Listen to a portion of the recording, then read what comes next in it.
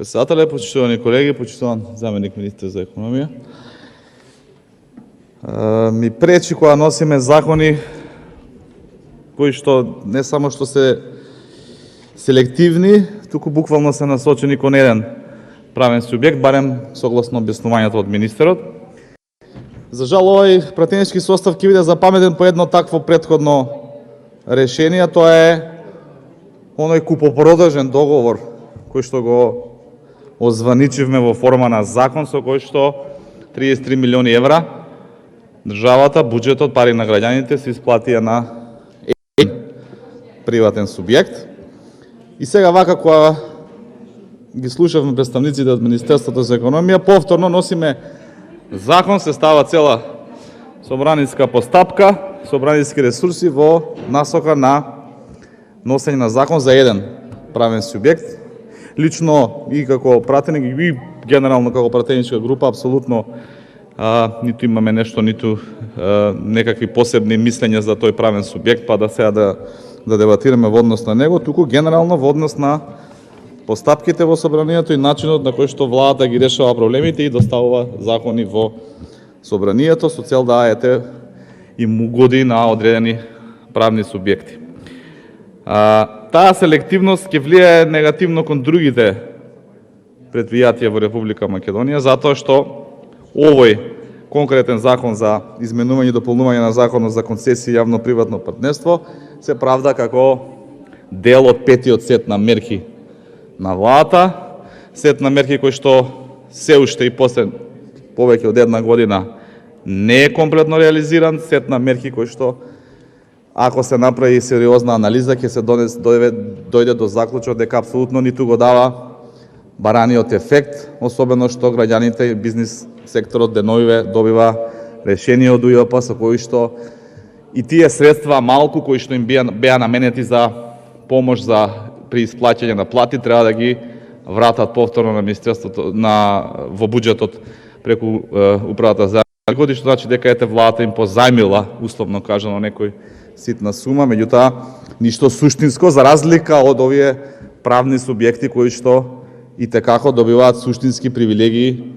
од страна на владата, па дури и носење на посебни закони специјално наменети за одредени правни субјекти, што според мене, иако има тука и правници кои што и текако се разбираат од темава, сметам дека е апсолутно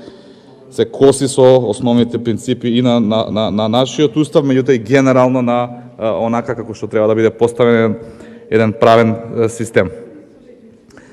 Втора работа што сериозно ми пречи во законот е што со овој закон му се дава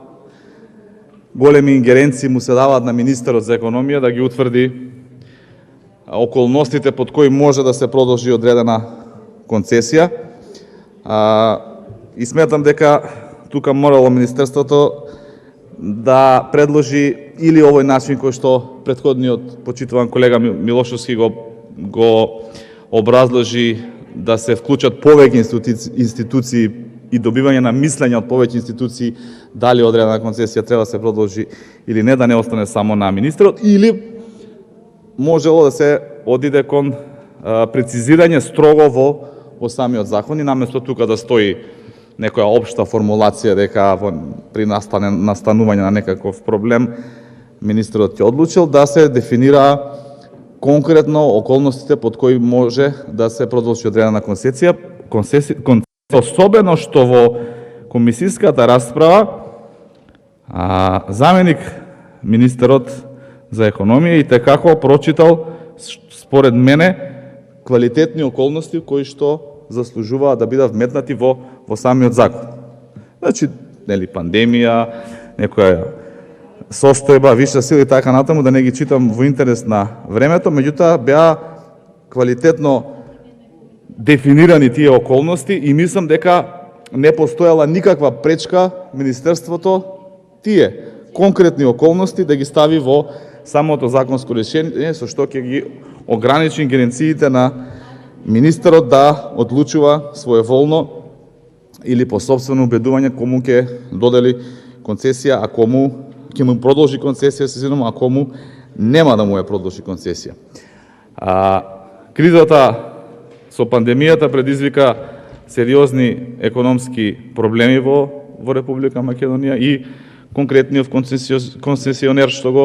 дебатираме денеска, меѓутоа и други бизнис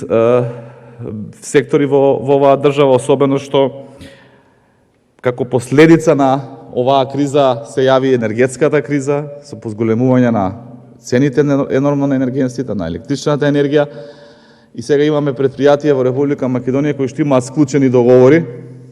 може би не се концесии, меѓутоа се договори за изведување на одредени проекти, ако сакате и одредени, да бидам по-конкретен,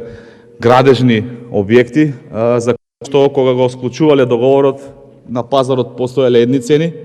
меѓутоа сега по неколку месеци или година на тие пазарски цени се сега неколкукратно зголемени, истите тие фирми апсолутно треба да одат во загуба и да ги затворат своите бизниси, затоа што е нелогично и невозможно да се работи под овакви цени кои што се на пазарот, а за кои што нормално владата за жал нема план, визија и начин како да и надмини да помогне. Може да кажа тука дека и покрај оваа концесија која што е предмет на расправа, имаме и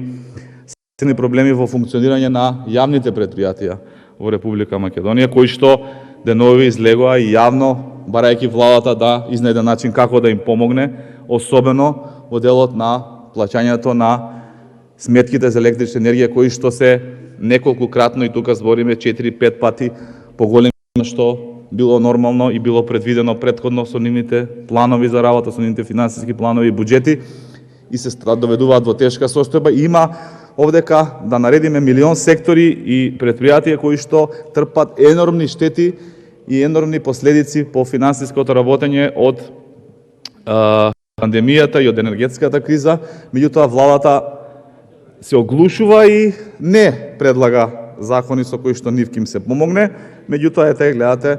за одредена компанија и како се носи закон. И сега министерот ќе пропише правилник со кој што ќе утврди критериум кому може да му се продолжи концесијата, и тоа завршува тука во законот, па може би истиот тој министер во критериум ќе стави и фирмата да има собственичка структура од еден претходен премиер на Република Македонија и неговото потесно семејство, и тој критериум да биде основа за продолжување на одредена концесија, па сите оние фирми кои што се наоѓаат на листите на најголеми неплаќачи на данок во Република Македонија, кое што уредно го објавува секоја година, ќе можат да добијат продолжување на нивните концесии само зашто нивната собственичка структура има некој член од семејството на поранешниот премиер Заев. Значи, мислам дека треба да бидеме сериозни и како држава, посебно министерствата, законите да ги носат и да ги предвидуваат со претходна квалитетна анализа, со консултација со стручната јавност и да држат за сите подеднакво правни и бизнис сектори во државата, а не да се решаваат проблеми на поедини фирми, како што беше случајот и со откупот на Гама од МАК Петрол и денеска со овој концесионер. Благодарам.